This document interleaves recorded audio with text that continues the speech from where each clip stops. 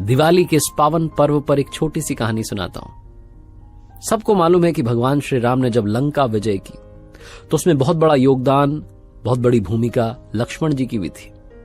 भैया के साथ हर पल हर क्षण रहे, 14 साल तक वनवास बिताया लक्ष्मण जी ने, जबकि उन्हें तो वनवास मिला भी नहीं था।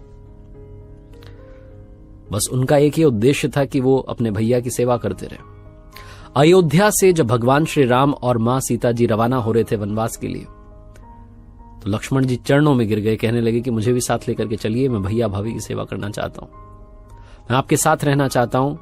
मैं नहीं चाहता कि जंगल में आपको कोई कष्ट हो, कोई परेशानी आए, कोई विघ्न आए। आप दोनों सुरक्षित रहें, ये मेरा कर्तव्य है, ये मेरी जिम्मेदारी मुझे निभानी है। लक्ष्मण जी ने बहुत प्रार्थना की, हाथ जोड़कर के चरणों में गिर के। उनकी बात को मान लिया गया। अब जंगल 3 लोग जा रहे थे। तभी अचानक से लक्ष्मण जी की पत्नी उर्मिला जी ने कहा कि मैं भी आपके साथ चलना चाहती हूं। उन्हें मालूम चला कि उनके पतिदेव भी जा रहे हैं, तो कहने लगे कि मैं आपकी सेवा करूंगी, भैया भाभी की भी सेवा करूंगी।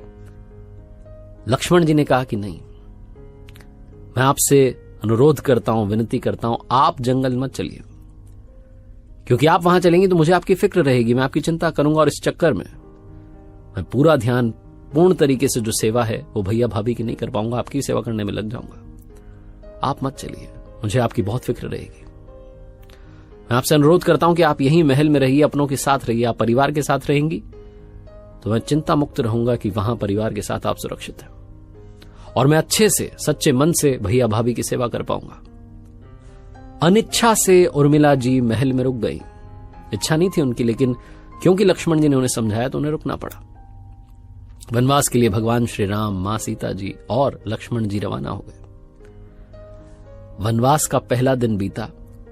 रात्रि के समय में पहरेदारी कर रहे थे, पहरा दे रहे थे लक्ष्मण जी। तभी अचानक से नींद की देवी निद्रा जो है प्रकट हुई।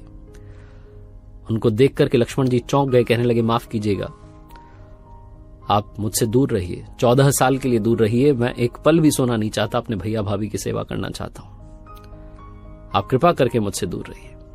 लेकिन प्रकृति का विधान है, धरती का विधान है कि किसी को तो उस नींद का बोझ उठाना पड़ेगा।